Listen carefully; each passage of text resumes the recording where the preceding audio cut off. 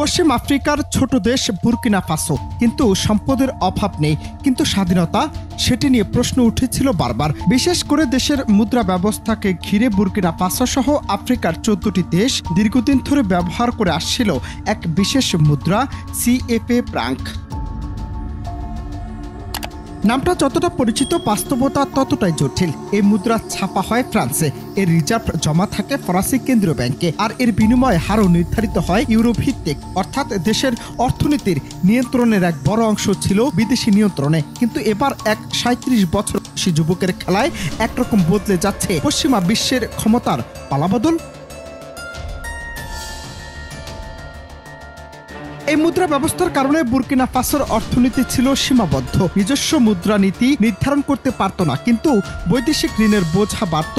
সেই সাথে মুদ্রাস্ফীতি বা দারিদ্র্য কমানোর স্বাধীনতা থাকতো না তাদের। এমনকি সরকার চাইলেও দ্রুতভাবে অর্থনীতিতে চাঙ্গা করতে প্রয়োজনীয় টাকা ছাপাতে পারত না। কিন্তু এবার বদলে গেল সমীকরণ। এবার বুর্কিনা ফাসোর 37 বছর বয়সী ইব্রাহিম ট্রাওরে নিজ দেশেই মুদ্রা বানাবেন, কাজে লাগাবেন নিজ দেশের সম্পদ। 2022 সালে সেনাবাহিনীর তরুণ নেতা ইব্রাহিম ট্রাওরে ক্ষমতায় আসার পর বিষয়টি নিয়ে শুরু হয় বিতর্ক নয়, বরং বিপ্লব। তিনি স্পষ্ট বলেন, আমাদের টাকা যদি অন্য দেশে ছাপানো হয় তাহলে আমরা আসলে স্বাধীন না, তাই এবার স্বাধীন হবে বুর্কিনা ফাসো।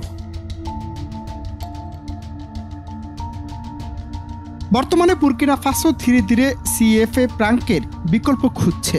আলোচনা চলছে দেশীয়ভাবে মুদ্রা ছাপানোর কিংবা আঞ্চলিক নতুন মুদ্রা চালুর। ইতিমধ্যে কিছু প্রতিবেশী দেশ যেমন মালি ও গিনি একজোট হয়ে ECO নামে নতুন আঞ্চলিক মুদ্রা চালুর পরিকল্পনা করছে, যার সাথে টেররের দেশও যুক্ত হতে পারে। তবে সহজ হবে না এই পথ। নতুন মুদ্রার ক্ষেত্রে থাকতে পারে মুদ্রাস্ফীতি বা মূল্য অস্থিরতার ঝুঁকি। আন্তর্জাতিক লেনদেন শুরুতে কিছুটা সমস্যা হতে পারে, তবে বিনিয়োগকারীদের আস্থা ফেরানো লাগবে। তবুও স্বাধীনতার এই দিকটি আর্থিক মুক্তি জনগণের মাঝে আশার আলো জাগিয়েছে।